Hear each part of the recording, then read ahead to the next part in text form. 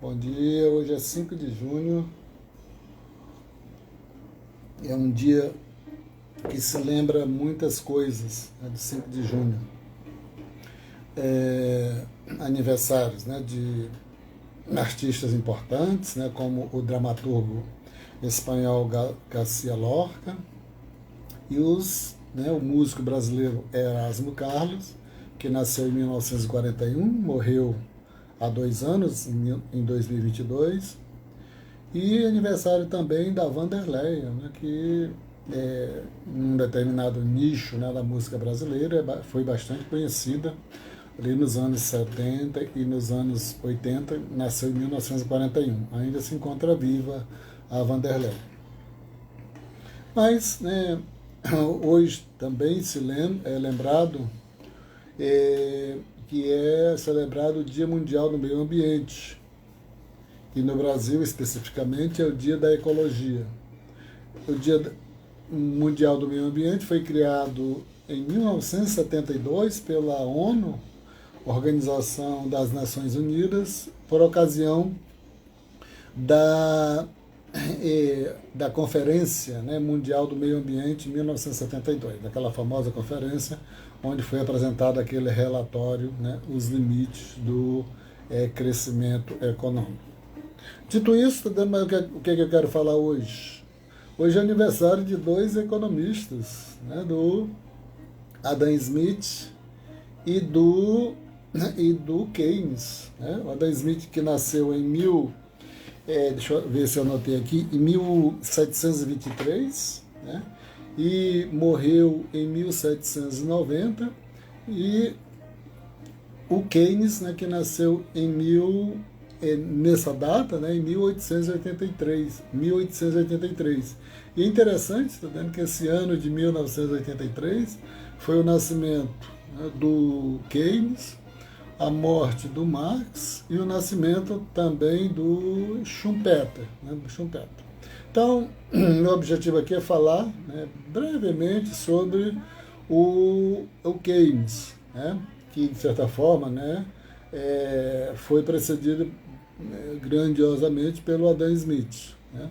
O Adam Smith, né, um escocês, né, que ali, como eu falei, né, viveu ali no século XVIII, né, totalmente, né, quase todo o século XVIII, um escocês que desceu de cavalo para estudar em Oxford, né, e depois voltou para ser professor, né, lá na Universidade de Glasgow, um período curto, né, e produziu a grande obra, né, que é conhecida no campo da economia, que é A Riqueza das Nações. No entanto, a obra, né, de ponto de partida dele foi a Teoria dos Sentimentos Morais. Só para lembrar aqui, tá vendo o que a gente lê, não vou falar aqui do Keynes, né, do Adam Smith, né, mas o Adam Smith tem essa teoria dele, né, fazendo os contornos gerais do que é o papel do Estado, né, que se restringiria, tá vendo, a segurança nacional, a justiça e a administração pública e as obras, né, e as obras, né, e investimento, né, público, obras e instituições públicas. Isso, né, a partir daí, tá dando, vindo lá do livro A Teoria dos Sentimentos Morais, tá dando, ele foi criar tá dando uma ideia de liberdade econômica, de livre mercado, né, muito sintetizado na sua teoria do comércio exterior, a teoria das vantagens absolutas. Dito isso, tá dando, o que interessa para nós hoje é o aniversário, né, do Keynes. Quando eu já estudei num mundo que não era mais keynesiano. Né? E a gente tinha pouquíssimos livros de macroeconomia. O livro que o nosso professor, né, nosso professor saudoso de macroeconomia, ministrava era o livro do Edward Shapiro. Tá?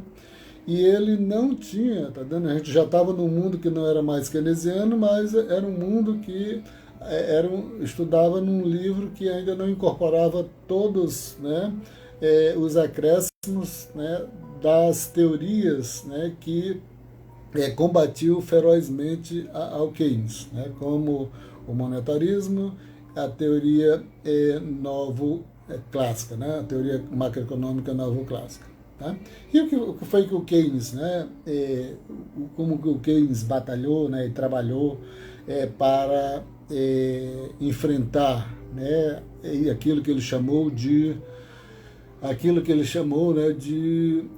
clássicos, né, da economia, todos aqueles economistas antes deles. Né? Principalmente, ele dava muita importância ao Ricardo, né? Ele deu menos importância ao Adam Smith, tá vendo? Mais importância ao Ricardo, porque, segundo ele, na teoria do Ricardo, você tinha os elementos constitutivos da teoria econômica mais desenvolvidos, mais aprofundados do que do Adam Smith. Tá? Então, ele, a partir daí, ele vai desenvolver sua teoria. Né? Antes de publicar o seu grandioso livro, né? A Teoria Geral do Emprego, do Juro e da Moeda, em 1936, ele publicou um livro que foi muito influente no início do século, né, da década de 20, né, que foi As Consequências Econômicas da Paz. E, posteriormente, ele publicou outro livro, 10 anos depois, em 1931-32, né, o Tratado sobre a Moeda, que é a base da sua teoria econômica. Né, dito isso, o Keynes tem duas características importantes, né, do pensamento dele. Tá? O primeiro é que o pensamento dele usa essencialmente o método indutivo. Tá? O método indutivo. É por isso a gente só entende por que ele diz, né, que na economia tem incerteza, que consequentemente a incerteza explica as expectativas, devido ele, né, ter explicado a partir da convicção dele de utilizar o método indutivo. Ele era um filósofo, era um matemático, né, e depois economista, formado, né, porque o curso de economia, como nós conhecemos hoje, foi criado em 1903, 1905, por ali, pelo Alfredo Macho. E com essa bagagem dele, ele centrava seu pensamento, né, no campo, no método dedutivo. E outra coisa, né, que vai ajudar bastante, né, a entender o pensamento dele é a questão, deixa eu ver se eu anotei aqui, da unidade orgânica do seu pensamento. Tá? Que ele um pouco, né, explicou, dado que ele publicou um livro sobre probabilidade, né, além do livro, né, na parte de economia, e ele vai dizer o seguinte, que para se entender, aquilo que ele chama depois, né, do paradoxo da poupança, só é possível também a gente ter uma noção do que significa essa unidade orgânica do pensamento dele. Né? Dito isso, vamos verificar como era que se organizava esse pensamento, né, que desafiou o campo clássicos que era predominante naquele momento. Para um pouco, né, defensor de uma forma de administração pública da economia que, de certa forma, para ele, né, levou aqueles grandes percalços, né, da década de 30, onde muitos países passaram por muitas dificuldades. Né? Então, eu vou só lembrar aqui rapidamente, a estrutura do pensamento dele, que o primeiro, tá, é que ele trabalhava com os elementos agregados da economia. Esse é o primeiro aspecto, né, que é a partir daí que surgiu a macroeconomia. Tá? Surgiu a macroeconomia. E isso é importante, né, porque foi ele que, a organização do pensamento dele é que criou esse ponto. Né? Ele vai dizer assim, você tem a demanda agregada, e essa demanda agregada é constituída, né, de consumo, constituída de investimento, constituída dos gastos dos governos e constituída das exportações líquidas. Né? De certa forma, ele tratou um pouco dessa questão do comércio exterior, mas essa ideia constituída também das exportações líquidas, ela, de certa forma, explica o funcionamento do sistema econômico um pouco contrário, né, do que vinha sendo considerado até então. O segundo elemento que ele vai se referir se dá a questão do papel do governo, já que ele inverteu a lógica de análise econômica, tá, do lado da oferta dos clássicos para o lado, né, da demanda, ele vai dizer que a partir daí o governo teria um papel mais ativo, essencialmente ativo no sentido de modificar o desempenho do pensamento, o desempenho, né, dos agregados econômicos, né, que são analisados basicamente em relação ao PIB, em relação à taxa de desemprego e em relação à inflação. Então, esses são esses três elementos básicos, né, que servem em diferentes formas, né, de análise, né, do sistema econômico. O terceiro elemento, o terceiro elemento dele, está dentro da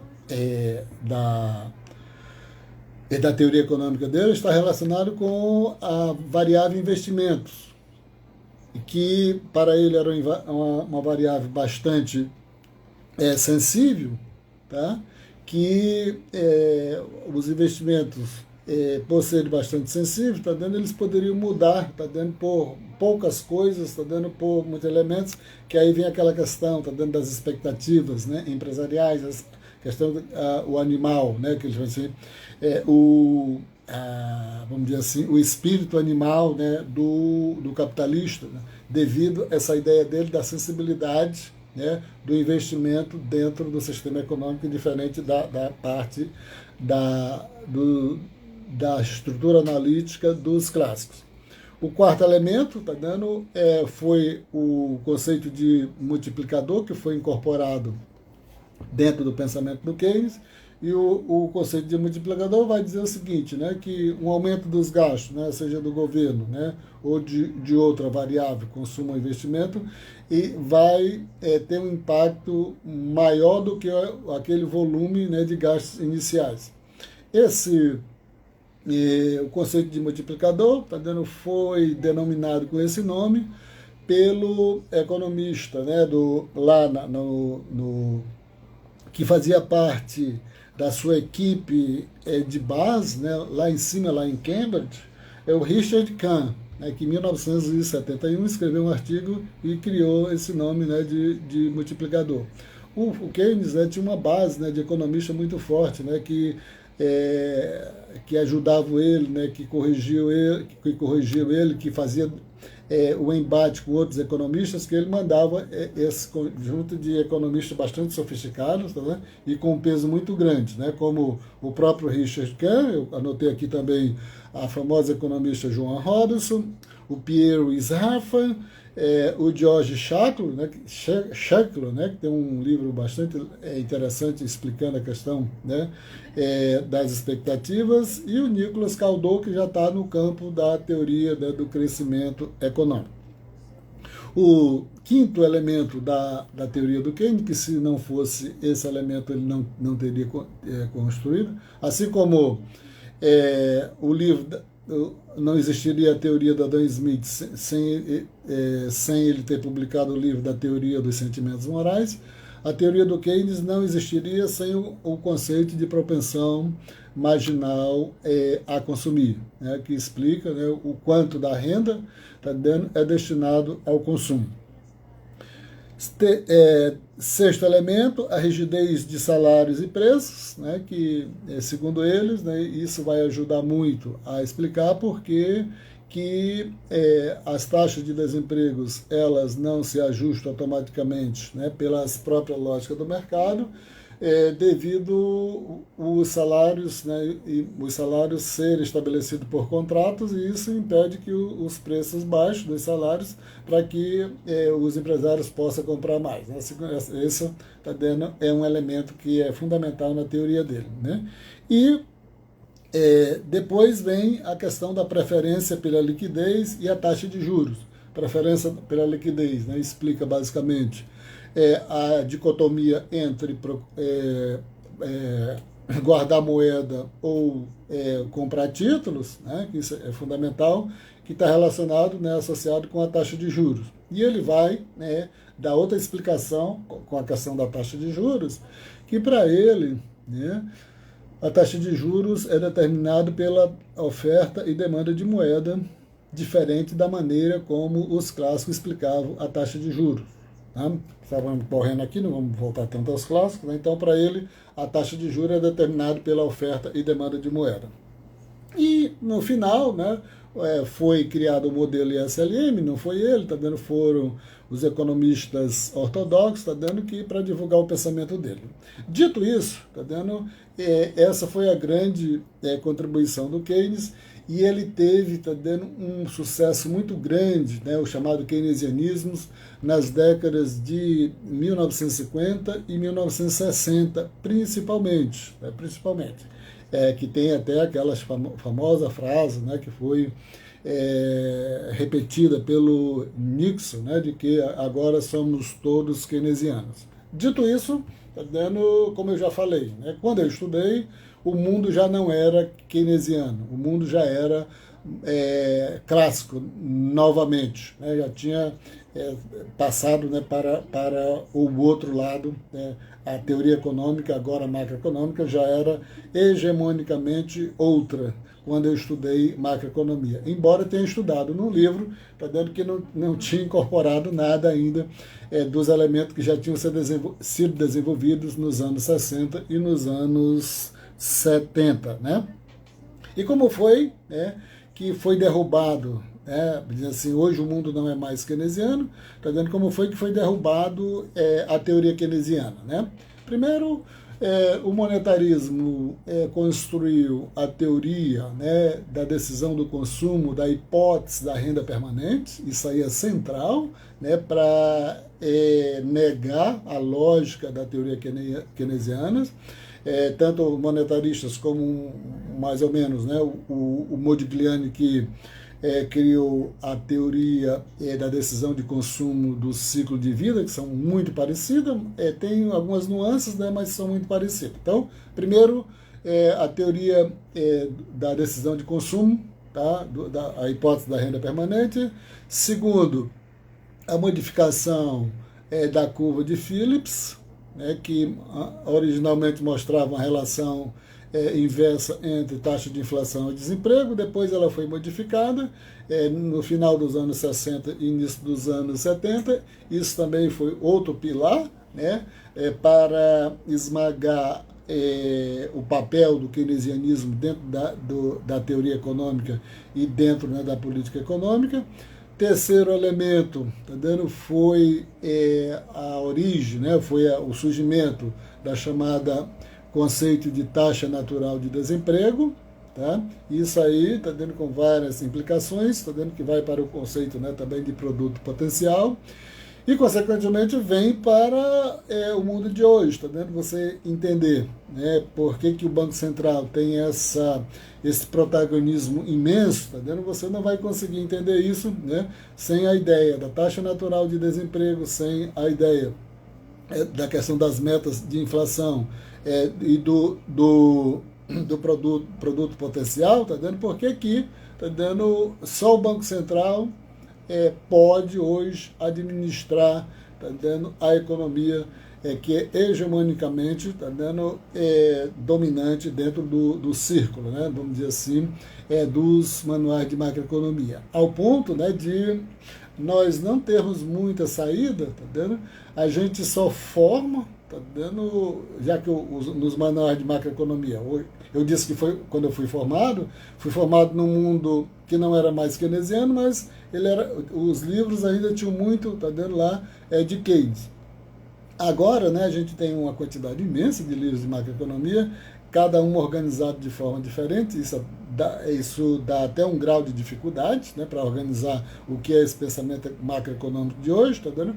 Mas, infelizmente, está dando, devido a essas teorias que predominam hoje, né, o monetarismo, a escola da nova macroeconomia clássica e os novos keynesianos, né, eles dão uma importância só atribui sentido, tá dando, para a adoção da política monetária, né, para a política monetária. E aí a gente não tem muito, né, como explicar como é que isso se deu e por que isso, tá dando, mas eu queria falar nesse sentido, né, de ter sido, né, derrubado, de ter sido destruído, né, aquela era keynesiana, para nós estarmos hoje num mundo que não é keynesiano no campo teórico, essencialmente. Tá dando a realidade, a gente sabe que é um pouco diferente tudo, mas você não tem nenhum espaço, né? Todos os economistas que se formam, né, eles são eminentemente, né, eles conhecem eminentemente essas ideias, né, do monetarismo, novos clássicos e novos keynesianos, tá dando, e se tornam basicamente, né, economistas, tá dando, desses, né, que a gente chama da Faria Lima ou da Dias Oliveira lá no Rio de Janeiro, tá vendo? E isso, né, nos traz, tá dando, alguns problemas, né, de convivência, porque, por exemplo, né, no caso onde eu trabalho, se você pegar nesses últimos 12 ou 13 anos, a gente só formou economistas com esse perfil, fascistas no extremo, tá dando, sem nenhuma possibilidade, né, de ter, tá dando, uma mente, né, mais aberta para outras possibilidades, né, aberta para outras possibilidades. E isso é interessante, né, porque não é porque só culpa dele, é porque os livros obrigatoriamente levam a essa direção, né?